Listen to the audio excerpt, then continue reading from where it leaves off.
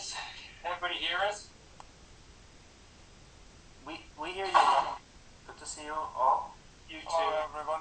Angelica says she's coming, but she's picking her daughter up, so she's going to be a bit late. So I'm not quite sure what that means. As long as we have a quorum, I think we can just probably begin,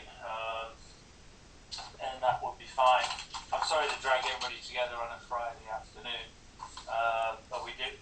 As I was just saying with Robert and Sarah, I don't know if anybody else was there. You know, as the department gets bigger, we definitely have to vote more on everything. And I think there is a digital voting mechanism that I can talk to Evelyn about, so we can do it that way. And the other problem is when I ask for votes, unfortunately, I think people don't actually always respond. And also maybe they get a bit confused because I'm asking for lots of votes on lots of things these days. So we will be having these brief meetings, hopefully these meetings potentially more frequently. Hopefully they'll be brief. So yeah, we've got 5 things on the agenda here. I think they're all fairly straightforward. So we can just make a start unless anybody has anything they'd like to raise to kick off. Okay, so the first one is just the BT 330 Advanced Coding with AI course. I got feedback, I think, from quite a few folks regarding this. Some suggestions on potentially improving it, I think from Robert and others. I'm kind of hesitant to throw too much into the mix at this point. Niam is obviously the UBEC rep.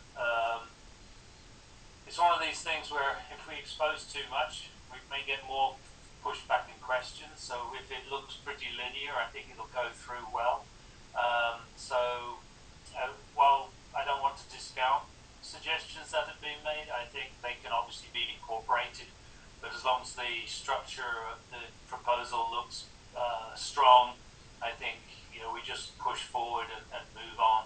So I just I'll throw it open for any extra or further discussion at this point. The course is 3:30. It follows to 3:20. It follows 4:20. The Python for Finance class.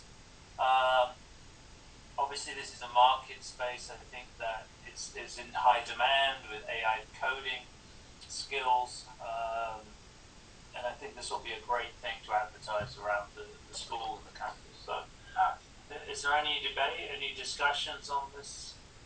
So what were, Robert, what were the suggestions to that? In general, what were the suggestions people had for that course to make changes Robert, to? You want to?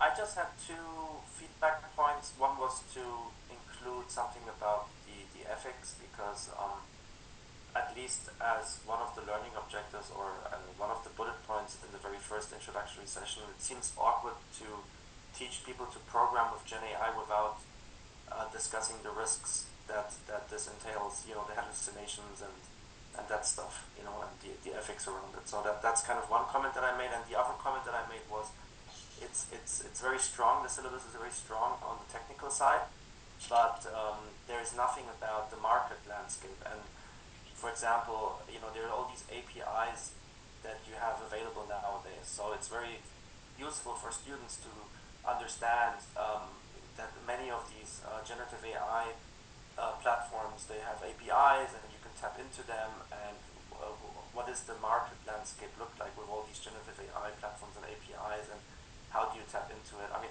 like something about from a market perspective, because of course the main point about the course is learning how to code and such, but it's still useful to learn how to tap into an API and something like that, because that's the second point. Okay. Okay. So we could put we could add that, I think, if you wish. And you're right. And maybe we could add the ethics at the beginning or at the end, or have it as a book, bookends. I'll add that in if that's what people wish. I've been working a lot on ethics and governance myself for the last few weeks, so happy to put that in. But just an overview as well. Yeah. It's an overview of what is the topic, and then I think it's important that now more and more of those platforms are adding the Gen AI, that many times what it is they have even programmers or beginning programmers. Our students aren't going to be usually expert programmers, but to be able to work with a number of the Gen AI programs takes some training as well. So I think that's good, even almost an exercise to put into that. Would be good. I'll just update it briefly. Yeah, I think that's a good point, Robert. I don't want to open a can of worms with ethics and things like that, but I'll just add a few lines. So, but an overview of even of the markets, that this is not a panacea either, Right. I think that will be woven into the course. Yeah. I'll put it into a course objectives or something like that, and in the description. Nina, is Kevin coming back? We lost him. Yeah, I'm here. Oh, okay. Now you're up. You vanished off our Celebrity Squared. Okay, great. So does it with that? If I modify this briefly, do people want to vote on this? I know this isn't anonymous, but we're all friends here. So yeah. Okay, I'm going to vote yes. Yes. Anybody want to vote yes or no? Yes. Everybody yes, or any no's? Yes. You thumbs up or thumbs down? Wow. You're on mute. I agree with Sarah's comments and Okay, fantastic. All right. Where's my scribe? You scribing? You can record the. You I have a can. recorder.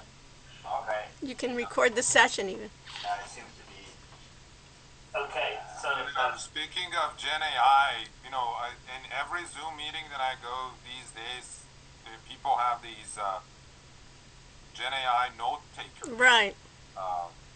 So they have their digital note takers in the meeting. Right. So we can have one here as well. Actually, that would be a good idea. Yeah. Even Otter. You know what frustrates me in Zoom? They have the companion IQ where it has that note taker there and it summarizes the meeting, but the university has basically ignored it and won't let us use it, even though it's free.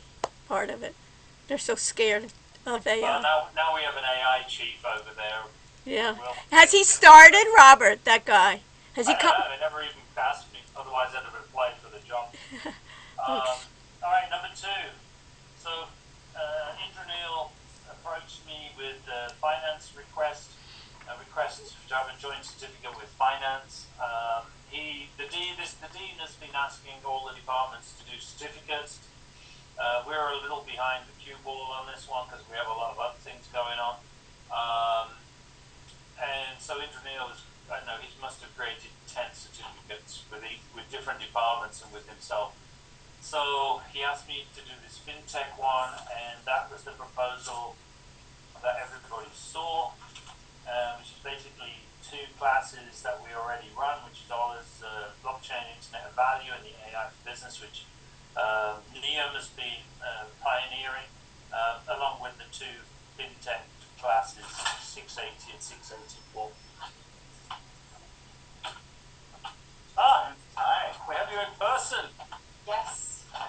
Sorry, Unexpected pleasure. I have to go pick up Nika, make it here, come down. Enjoy the traffic. It's horrible. Hi everyone. I know, it took me from the Grove. Oh my god, it's unbelievable. We just had a quick vote on the first one, which was the AI programming class. In favor. Okay, well, that was quick. All right, fantastic. So we're just looking over the fintech one from Indranil, which is just 2 courses to add to their certificate that they're putting together. So we haven't had any discussion or anything on it. Personally, I think it's a good thing because it will add more bodies into those classes, and Ola and will probably back me up saying that they haven't always made because of when we reduced the number of MBAs, the number of people taking electives dropped off, and so it will be better for us all around, I think. So I have one question. I mean, how many credits are these altogether? I don't certificate, but not for degree seats? The reason I'm asking is that I know that BGE 611 is a 2-credit course, while BGE 609 is the one. If it's online, though, it's a 3-credit course. Oh, I didn't think about that. Yeah, even though they are all approved for 1 to 3, so it can be delivered as a 2, but then it wouldn't run with the 1-credit course. But you see what I'm saying? Yeah. Yeah. I can clarify what his ambition is, and then he will tell us. Yeah, because BGE 611 will, for instance, in person it's a 2-credit class, Right. but now it will be developed for BGE on an master, and that will be a 3-credit class. I think it's the MBA version. Yeah, probably. So this is in person. I can clarify that and help So- out. Same with Neon's course, I think. Yeah, So, yeah. Robert, is this a hybrid? This is online. This is going to be combined. So, if I want a certificate, would I have to be in person? I think these are going to be online. I think. So the whole certificate, all courses will be online. That's my understanding. Okay, but that's better than probably ever run on the Mod 3, because I think these are developed for the online MSF. I'll have to clarify with him. I didn't think of that. It just depends on what the marketing people say, because most certificates that I see out there are 8-week certificates in total. So if these are four complete courses, it might be different to a normal certificate. Then it would be how many weeks? Your course is 6 weeks. I mean, this is a full semester if it's online, because it's 12 credits. If it's in person, I mean, our part is 3, but I don't know about that. How do we Ola, the BTE 609, the AI for business, is it going to be 2 credits or 1 credit you mentioned? No, I mean, so it's currently taught by Robert in the MBA, and then it's a 1-credit course.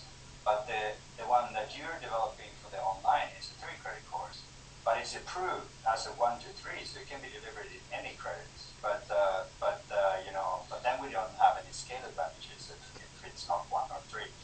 Then it needs to be a separate 1 or 2. So this is only going to be for students in their certificate program, or if I'm a regular student, I can take it for credit. I can split that and get a certificate. No, I think that was Robert's point here, that it can increase our classes. Okay, so it'll be combined, so there won't just be certificate students in there. I guess that what we're seeking here is an approval for a certificate, and then exactly how to deliver it. Okay, but the certificate will be only for University of Miami students? I think this is going to be an external certificate program. That's my understanding. So Okay, that needs to be clarified, because then it won't be adding additional students to, for instance, Ola's classes, if it's going to be external. I'll clarify it with him. Actually, when it comes to those things, we need to be a little careful with our draft. I think, personally, if it's taught by external people. No, it won't be taught by external Okay. people. Interdisciplinary, these are concentrations in the MSF, right? So just by taking those courses, will you get in a certificate at the end? Yeah. This isn't an external certificate, this one. Okay, so this is that besides taking these 3 courses, I'll get a certificate. That's how I read it. They can Robert. get a master's degree and then get a certificate as a concentration in essence. Yeah, but they're for university graduate students. The So goal, there are students, right? the goal is to make the MSF more attractive Okay. to people who want to specialize in areas. It's like when we did the telecom certificate. Right. No, I just want to make sure, because these are 2. Maybe later on you could take those courses and repurpose them for a certificate out in the open space. I think that's the This is also probably something we want to do when we have the volume for BT online. Right, and then you could do certificates. That would be also all attractive That not only am I getting a master's, but I can have 3 certificates or 2 I certificates. think the long-term goal, from what I gather from the dean, is that these certificates will eventually then, once we've got the material, we can then put them into a wrapper and put them to the external environment. Repurpose it. Yeah. Okay. And that would bring in revenue from outside as well. So And this is for finance. This one is for finance, yes. But we could use those same types and we could give it under our program, under our master's program. Right. So can we share that? That our students in our master's online program can get certificates, so we don't even have to repurpose it. We can use it. Well, let's get the masters up and running first. I think we ultimately are going to do certificates in the department for Roni as an outside activity. We already sought to do that with Robert. Some of the AI things that we're doing through Global Alumni. So, but we've got enough activities at the moment that we want to be able to ensure the ones we're doing are successful. I don't think at this time we need to be adding more things because we're pretty thin, especially at the administrative level, which is me. So, but you have a point, Sarah. I mean, obviously these our two classes here are taught in the online PT masters. So it would be very easy to have this as a concentration in the online PT masters. Also, have them take those classes and offer a certificate. Right, but you mean the finance ones? Yes. Yeah, exactly. It's just right. From the other side. And then Ola, I think it would be attractive for students, that online students. Oh, I'm getting a certificate as well, because then you're going to differentiate yourself with that online program. Yeah, it would be a concentration. Yeah. I mean, the only thing we need to consider, of course, is that will eat from the electives that people are developing for our masters. That's what it Isn't that on top? I think it's on top. If it's on top, then it should be on top because that's what right. Yeah. And then you maybe even can switch it to another. We can even do an additional course. We can use just one of their courses and make.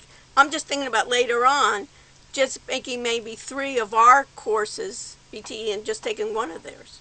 Anyways. So food for thought. Let's get a vote. Okay, fine. Before we start switching out our students into other electives, I think, because otherwise our electives won't run. Yeah, I mean, we have problems even in the online MBA, much larger volume to have all the electives run. Okay. After the first year or something, we can make a determination. But of course, I mean, it would be good to ask him what his planning is, because he's in a similar situation. They don't have so much students in the online and the master. You want me to see this deal? No, I mean, we don't have them. Right. Yeah, my understanding is these are on top, so they wouldn't compete with our electives. No, they will have to take the 2 fin classes on top. Right. And then Right. And then you can do it. Yes, and this way we can attract students, say, you do this master's, but also if you do these 2 extra courses, then you can get a certificate of fit. That's very good. Okay, but that's not the proposal. It's great brainstorming. So. Yeah, but I guess we have nothing to lose. We have nothing to lose to say yes to that. So we've got some good brainstorming out of this as we move the masters forward. Is there anybody who? Well, let's all vote. I know we should have secret anonymous ballots here, but I'll close my eyes and vote, and I won't know who's voting. Oh, that doesn't work either. Yeah. Is everybody in favor of this, or yes? Liam? Yes. Okay. All right. Great. That's good. I will convey these thoughts. And I'll send a clarification email to the group on, make the number of credits and so on. Make sure that we're all on the same page. The third one we have to look at here is the course. Bring this out, Oliver. Is this request from management department to? They're creating the Masters in Supply Chain, and they want to integrate 2 of our classes into their program. So let me go down here. So I think it's 324 and 324. Sure. Isn't it 470?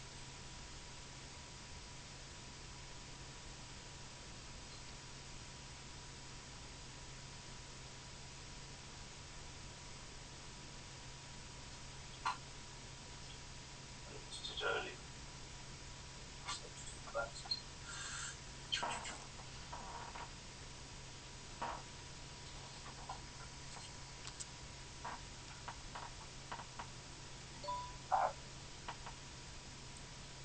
Can't believe you came from the road, Russia. You have to be careful on brand that. All right. Wow. How does this work? That's a map. It's not it. Okay. So yes, 471 AI programming for business management. 389. Oh, these are select two. So they just want to select two of our classes, which is 423, the ever popular database management systems class, and the 471 AI programming for business management are the two that they put in here. So that's what they want to include in their minor in supply chain management. I don't really see a problem with this. It'll just maybe add more sections ultimately.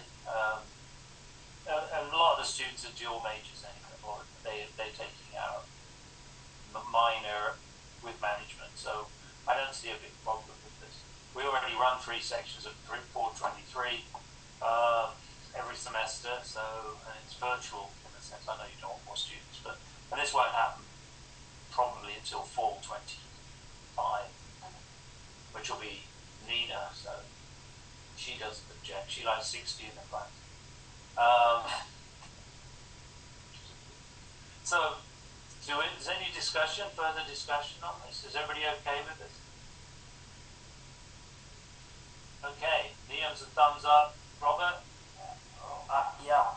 No, Kevin is multiple thumbs up, very, very graphical. Nina, are you thumbs up? All right. Nina, did you know what you voted for? Because that will supply chain for management. Excellent. Yes, all right. it will increase databases.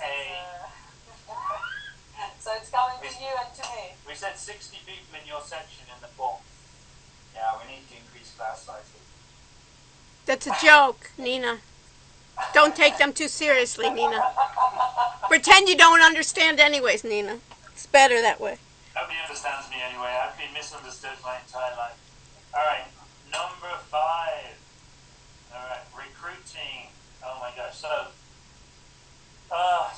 the dean has secured a variety of line options from the central and the evergreen again. Lines are coming through.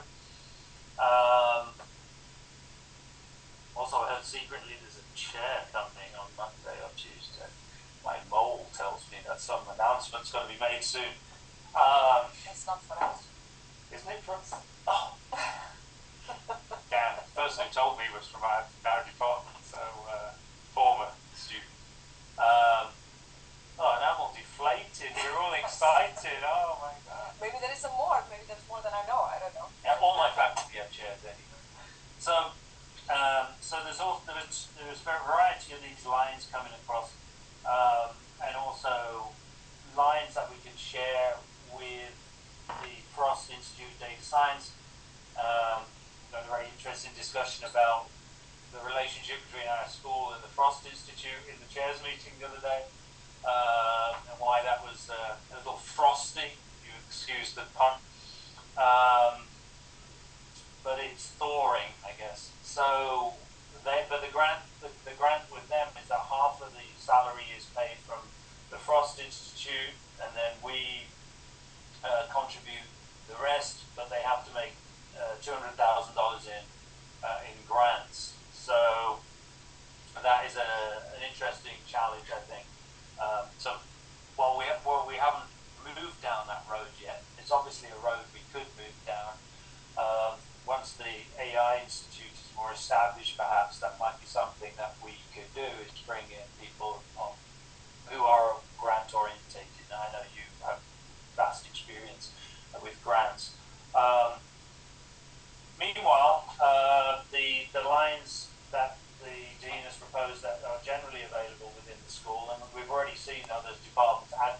advertising being put out there.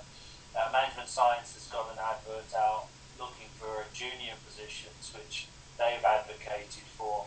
So I did pass around a proposal that we all looked at, I think in September, I think it was, and we did pass that. I know there's been some discussion around this topic in the group offline, and the advert itself has been, there was a general advert being posted by the Dean's Office for open ranks, but it doesn't specify a department. So the other departments, when they've announced, have they used the generic open rank, or have they specified? So DJ who was sitting right here, right, Kevin, in the meeting, he said the problem with the announcement was that it was open rank for all departments in the schools. Every day he gets 30 emails in his workday box that he has to filter through. So he would like each department to place their own ad, where when people click on it, then they go down to the department. So we have to create a modified version of that based on our own preferences, and then we can put that online as well as post it on AIS and in Forms and other places like that. And do we need to seek approval? I mean, if we unite around two positions, of a specific rank, do we need to have approval from DJ, or no? I don't think so. It's actual. Although clearly, we will have. It will have to. The Dean and DJ will comment on it, I'm sure. Yeah. And it's a bit tricky because Paul's in the department, so. Okay. So if the preference, so it's almost like we can have a wish. It's like a wish list in a sense, but it's my feeling is at the top, from the top down, they would like an open call to see what they get in the net. But as we've discussed before, that's quite a dangerous strategy. I think from a high-profile research group, who, if we do get requests from senior people, and then we say we are not interviewing you, or we interview them and turn them down, that can be quite impactful in a subliminal way. I will put it that way. We are going to be quite top-heavy, as we've discussed earlier. There are only 14 assistant professors in the entire school. So I think at the Dean's level, I don't want to speak for him obviously, but there was a reflection that we are as a school rather top-heavy as a tenured group. It just depends. I mean, we talked about this last time. We could put a call out for assistant professors and say assistant associate professors, assistants with experience, if you like. I'm not, personally, and I want to get this off my chest. My views are obviously not often shared by the group about many things, which kind of is a bit weird. But around PhDs and where they should go, and what we should hire, and so on, and what we should publish in. But I am open to people coming without vast experience at the assistant professor level. Newly minted PhDs. I was just joking to Ola earlier when he came in. The Nobel Prize winner in medicine was commenting that he's asked by his students about his history and stuff. He was talking online. He was all excited. He said, "I was a lumberjack in Canada in the Pacific Northwest after my PhD." And then one day I sort of was talking to some friends, and said, maybe I'll go back to graduate school, and I just applied to Harvard and I got in. And I was sort of reflecting on, obviously, Berlin, my son's going in. And it's like, now you've got to have, 7 ISRs before you can get in a PhD program. So, and I was a visiting professor when I came, and not that that's necessarily the prerequisite, but I think we have to give people a little bit of slack if people are coming from places where they haven't been mentored. There might be some great talent that we're overlooking. I don't know, maybe I'm completely off the mark, but do you have any clear guidance how many positions we have? And I think no, we don't. I think, but we could maybe ask for 2. I think would be the push. There's no. I think it's good to hire 2 at the same time, actually, because if we could. So it's good to ask. That'd be really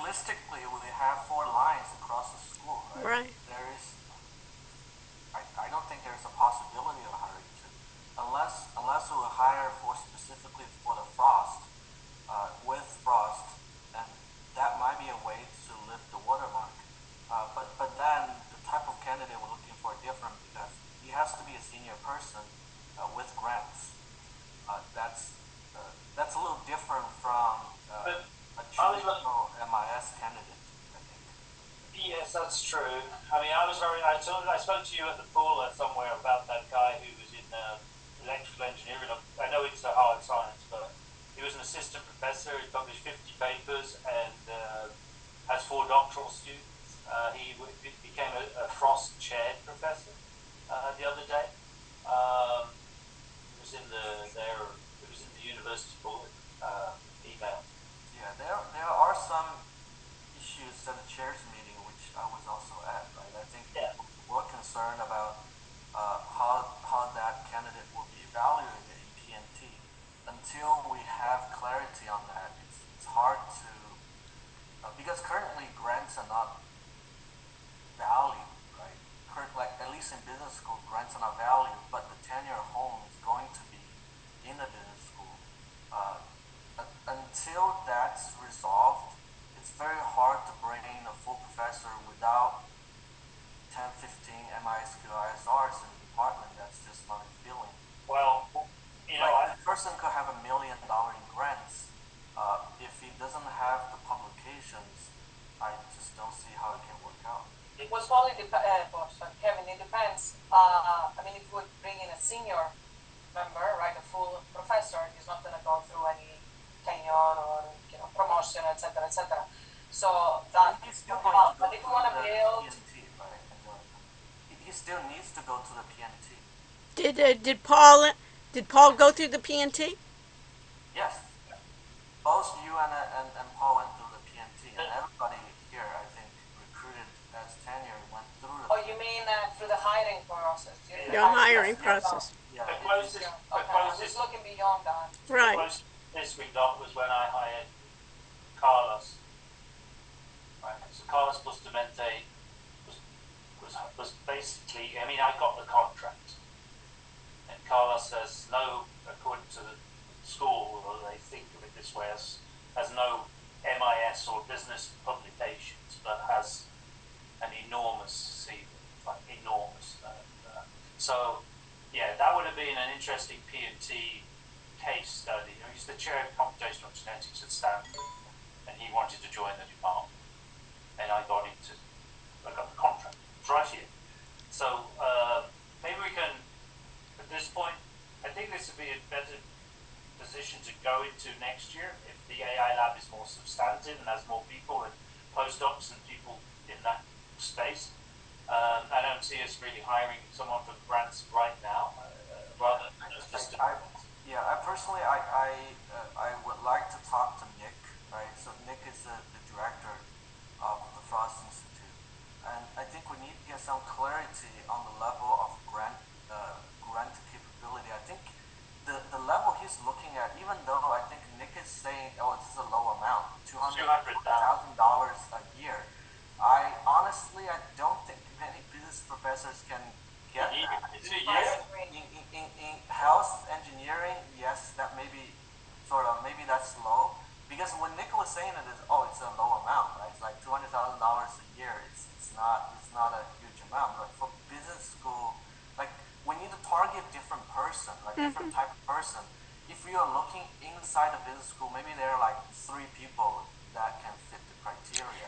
But if that's not a hard criteria for Nick, then maybe we can, like if Nick says like the 200,000 or 300,000 is not a hard limit or hard requirement, then I think that opens up the conversation quite a bit. Right? So I mean, as you said, like it's very few faculty in the business school who will be able to complete that criteria. And then if we bring someone outside the business school, then we have to think, in a sense, what's in it for us? Like we want to make sure that the faculty that we bring in, we pay half the salary, like there is some benefits. Those benefits could be, publication in IS journals, like that here is a benefit, or teaching some courses that none of us can teach, for example. I don't know if that's the case. But yeah, I think that's, so for that joint hire, I think needs to be some more conversation, I guess, and more clarification from. What happens if they stop getting grant money? They just say, not the beach, right? Yeah, no, that's a challenge, right? I don't know if you said something like that in their contract. You put it in their contract. Those types of positions are in their contract. I'm on a number of those committees. So it's conditional. It's just like in the medical school and engineering. You basically, you have a lab, or I can speak in terms of, I'm on the committee for employment and conditions and salary. And many times, one of the things that we have come up are professors that are tenured and even full and associate professors, and they're coming up and they say, they're taking away my lab. They're taking away. You cannot take away the tenure. No, You but can they're take away taking. lab space. But yeah, that's. I mean, if I mean, you but couldn't that also happen if we hire a senior person without that requirement? Like if we go and hire a senior person hoping that he would publish, and he says, you know what, I love the Miami better, I just want to spend my time at the beach, I don't want to publish. It's the same problem. I don't see how grants will add to that, you know? Nick is putting the money up, so it's not like an internal. Yeah, but you're going on faith anyways with all of this. I think we definitely want to be part of the recruiting process, and we want to get that. I definitely think a person full in our full department, but I wouldn't, Kevin, give up if we could combine with Nick's group not to take it. Even if they don't publish, Kevin, in those journals with the whole department, I think we have to look much more broad now. And we have to basically say, hey, we got a group of people that are publishing in these types of AIS journals, and what we can do is almost grow this whole area of Gen AI, and basically the technology is going further. We can't do it alone. And if you think about the world and trying to make a name for ourselves, I think we should really participate and not say no and not refuse a position like that, because that person can really, if it can contribute. What? I don't think they offer the position. I think it's first, we are not a member of Frost Data Science Institute yet, which we're trying to do. I think more impactful for us is, to me, I think more impactful for us is to see what Nick can do for us. Yeah. Okay. There are many things he can do for us. If there is a candidate that's very suitable, Yeah. and then Nick can pay half of it, I don't see a reason why we would decline that. Maybe a halfway house to start with this year is to say, if CS is going to get someone, we offer them a secondary appointment here, like a complementary appointment, like we have with the faculty member in industrial engineering, and that way they could teach for us, they could be part of the group, and we could build a good relationship with the Frost. And then this time next year, when we've established where we're at, we can maybe then go for that. Yeah, I mean that's let's try and build some bridges, right? I think that's always doable. I think I don't want to speak for Paul, but I think his thinking process is if we go with the route of working with Nick, the goal is to elevate the watermark. Because the watermark restricts us to 4 lines, right? 7 departments competing for 4 lines. I don't think there is any scenario where we can hire 2 because it's just, I don't think it's possible. The only way to do that, again, if we can work with the Frost, then obviously we are only getting like half, right? Basically, we're only paying half of it. The watermark is not limited. Honestly, I don't know how that's doable. I think in this case we don't get greedy. We've grown so fast in such a short time. In this year, I think a good strategic position would be go for it like an assistant/associate, and then talk to Nick. When you talk to Nick, say we'd really like if CS gets someone that we could collaborate with them and have them as a secondary appointment in our department, and that shows willingness and flexibility and joint PhD ownership, and then they can also help us build a grant situation too for the institutes, for our own institute. That's a good solution. And then we can, next year we'll be looking like we're all friends again, right? Yeah, the grant is another situation I think we'll work on.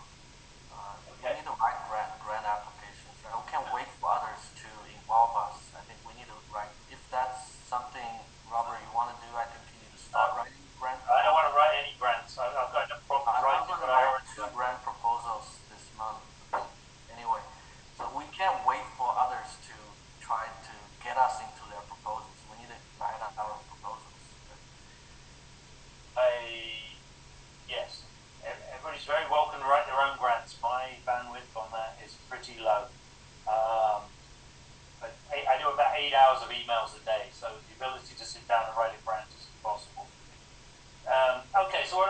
about the line? Assistant professor slash associate? Is that what way people want to go?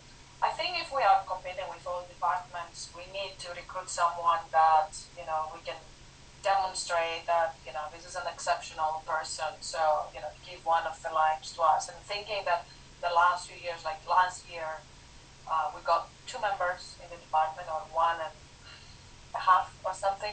I know it might be a little bit challenging, or we need to We had prove. two the year before. Yes, yes. We need to prove that, you know, we definitely need this person because this person is exceptional, etc., etc. And the reason I mentioned that is also I want to make sure, like sometimes we go down the rabbit hole that, you know, bringing people and interviewing people, and all of us, you know, spend our time to entertain these people, to meet with these people, etc., etc. And then we have to fight and compete with all the other departments, even if we have the chance to bring one. So that's what I would suggest. Like we think of someone like someone as we see like a superstar, and I agree at the level of you know, senior associate, senior assistant or recent associate. But we can demonstrate that this person is a superstar with a big pipeline. We should bring this person over. Well, might go down well too. I'm not channeling my ESP through the door. You know, and with Indranil is if we could offer someone a secondary appointment in the department too. So if someone's in finance, then fintech, right? If someone's in healthcare, it could be like Neom is in health and our department. So, you know, let's try and be collaborative with the other departments. Marketing, BTE, right? And even though they get the line, we get half, we get some value add, right? Try and make friends too. But I think at the end of the day, I think we can put in assistant slash associate, and I agree with what you're saying, even though when we advertise it, I think it should still be pretty open.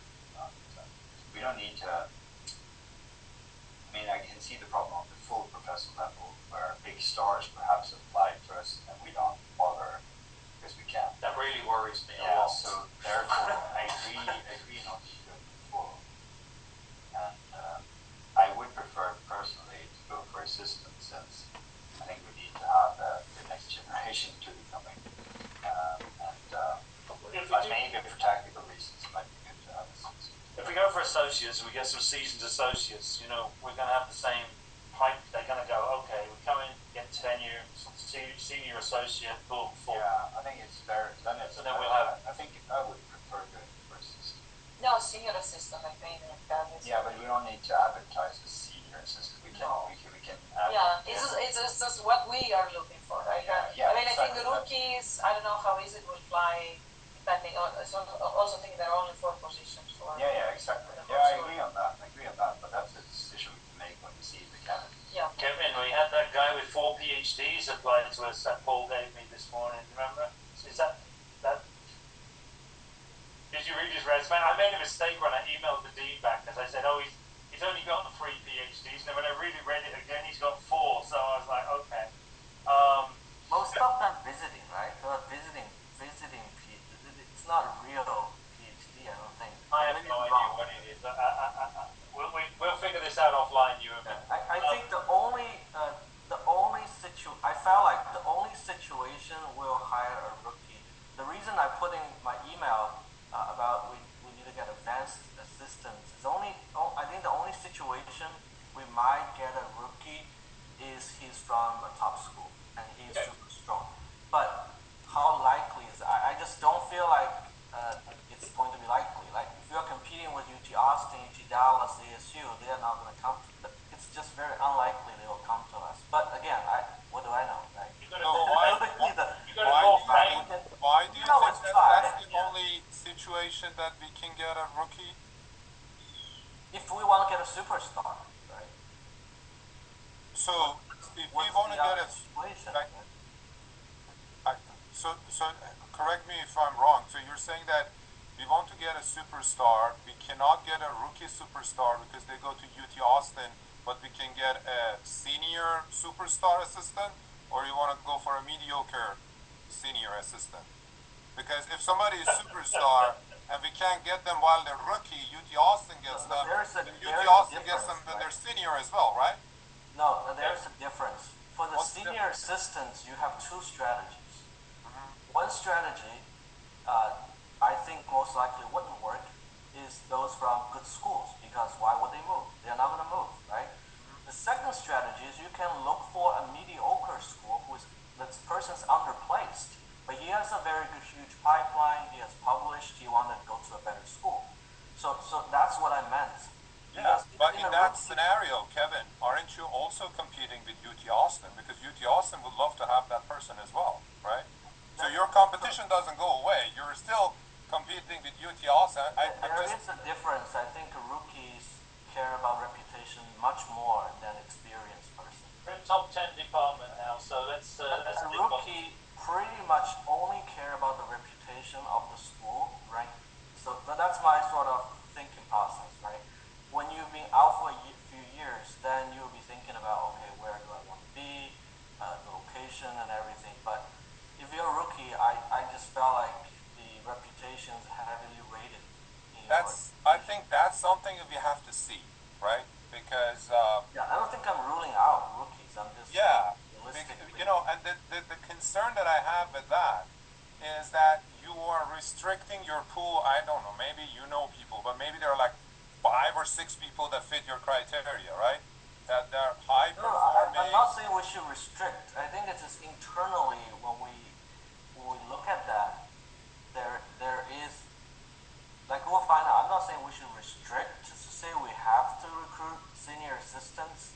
I'm just saying that senior assistants probably will fit the criteria more easily. Yeah, I mean that may very well be the case, right? But what I'm saying is that even for ourselves, I think it's kind of unfair to rookies to bias ourselves and say that, hey, you're not going to say, but we know that, it's going to be a senior assistant and rookies, we don't want them. We may, like at CIST, I met a bunch of rookies that were actually really good, and they had good pipelines, they could be good researchers. My whole point is that let's keep an open mind, don't limit ourselves, don't create biases in our own mind, and have an open mind. At the end of the day, I think we all want the best for our department. If it happens to be a chaired professor, let it be. If it happens to be an associate, so be it. And if it's a senior assistant or a rookie, whoever it is, at the end of the day, I think this is what I do personally. I want to keep an open mind. I don't want to have any biases or judgments against people. Just judge them based on what they have. I think full professors will still apply. So, irrespective, they'll come through back channels. They'll either email me or Ola or one of you guys, and it'll happen anyway. And already like 10 people emailed me, and obviously I never replied. The other thing we have to remember is what kind of subject areas. And some areas are more candidates than others. So I just talked to the folks, some of the people off the advisory board, to the dean, and they're in the security space. And they're put on the record, I'm very uncomfortable with you accusing any other people having biases. It's just opinion sharing. We don't accuse. Yeah, nobody has biases. Like, don't use those words. I don't feel comfortable. I'm very uncomfortable. You are expressing that. You have to express yourself better if you don't want people to did I express biases? Accusing people. I'm very uncomfortable. Biases are okay. If I say I prefer senior assistants, why do I have biases? So you say that I think that senior assistant professors are going to be easier to move here, so that we won't have. Did I say that? Are you quoting me on a context? So I'm not using bias in a negative way. Okay. I'm using bias. I want to set this straight. Now you are saying you're not using bias as you do this all the time. That's my problem, right? What's your problem? You shouldn't use. You said bias, then you said bias is not in a negative way. You cannot do that.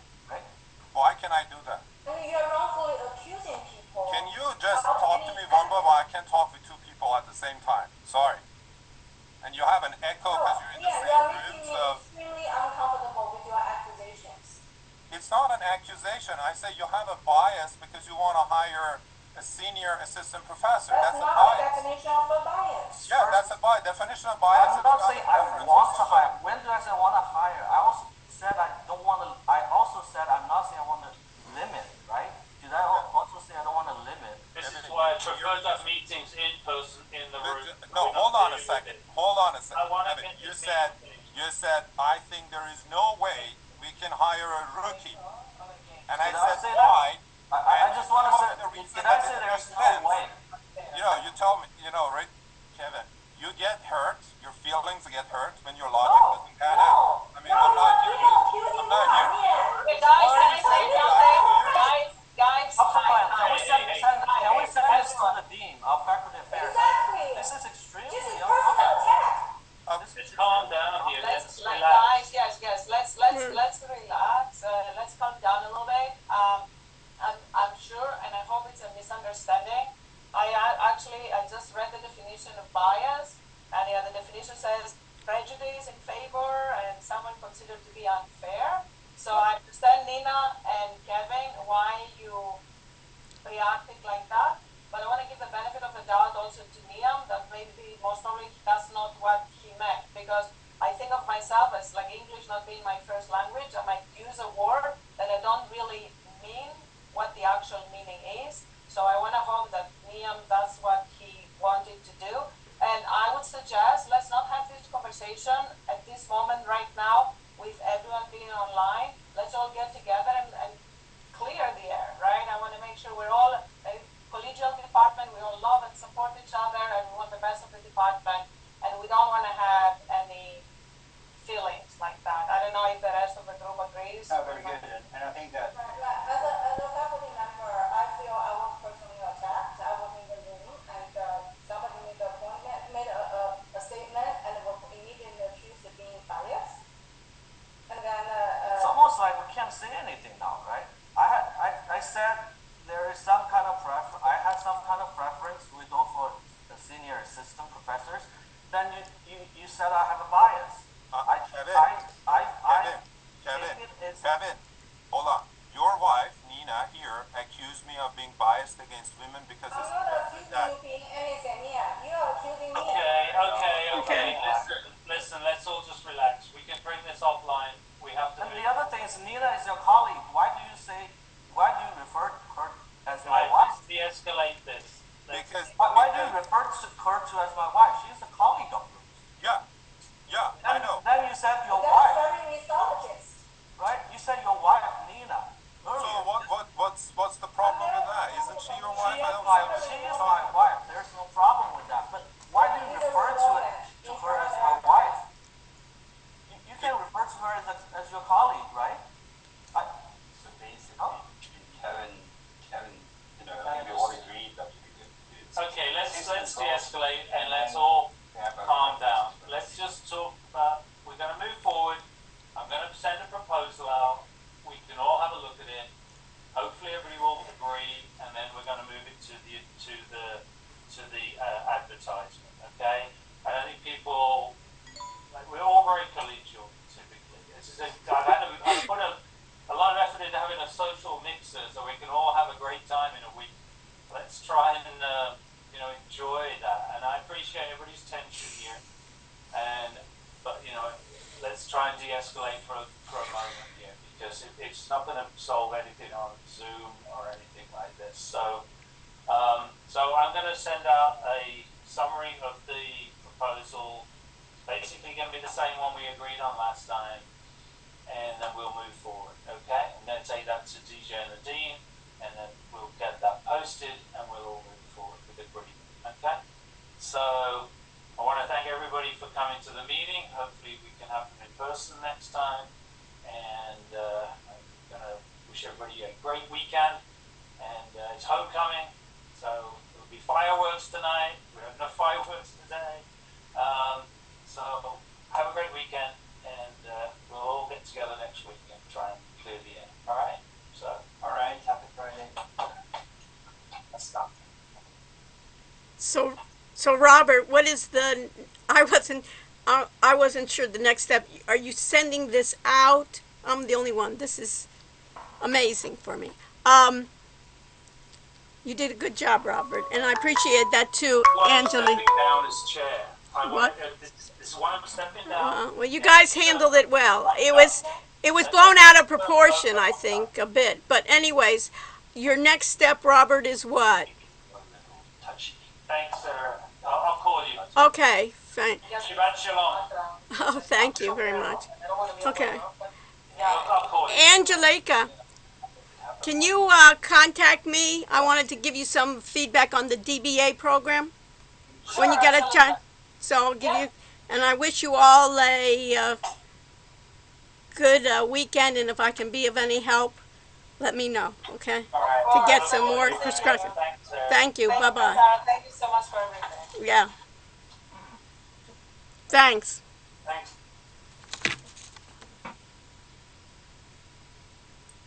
Wow.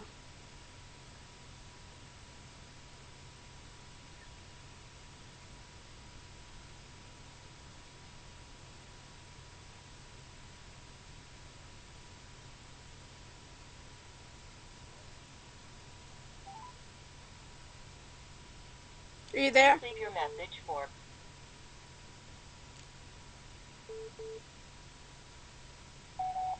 Hello? Can you hear me?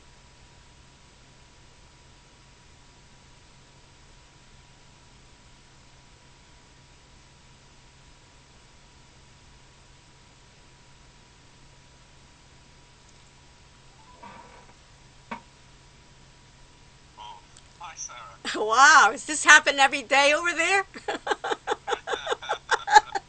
What did you damn say? Wow. This is you gotta you gotta come to Israel. Listen, I'll just give you a little anecdote. It's so funny when you go to Israel, when somebody presents a paper, right? When you're at like Tel Aviv University, you get on stage. They say, "Oh, this is Neam. This is his paper," and before you say, everybody is telling you what's wrong with your paper. And it's just like a common thing of discussions, and we always laugh because they always say, "Oh, Americans are so polite and so forth," but it's just like we always laugh when we ever go to any papers in Israel where they're presenting anything, and it's like that they've already seen the paper dozens of times, and they don't even let the guy talk. It's just like, here, let me tell you all the criticism about it, but this was so innocent, and what the fuck went on there? Are they now? Because when you said to me that you were worried about them being your chairs, it was. Oh, sorry, I lost you for a second. Yeah. You were saying that this was so innocent, and then Right. didn't hear that. Yeah. That this is so innocent. That I thought this was so. When we were saying about you were concerned about them being both your chairs, and I said, why don't you give them a chance? Now I see why you said that. Yeah. Well, you'll have a choice. If they do become, you'll have a choice. Yeah. I agree. I agree. If you had them as chairs, it wouldn't want to work out. No way. Yeah. It's already. I mean, you say boo. It just. Has this happened before? Yes. Before, they try to find something just to attack, Yes, and together. And what was she doing there? You didn't even say a word about her. Yeah, I know. It's just, and then he gets angry when I say your wife. Right. Because that's what she was doing. She was coming to defend her husband. Yeah. Exactly. Yeah, exactly. maybe because nobody else would have come to defend. Kill her. No, but also the problem was they were in the same room. Yeah. So that's why she was mute. She was muted, and you could still hear her. You were hearing her, and why was it echo? Was coming from Kevin's computer. I mean, it's just. It's silly. We're gonna report you to faculty first. Okay, go report me to faculty affairs. Okay. Right. So go. Okay. Well. Okay. Good. What did I do? Right. I said don't.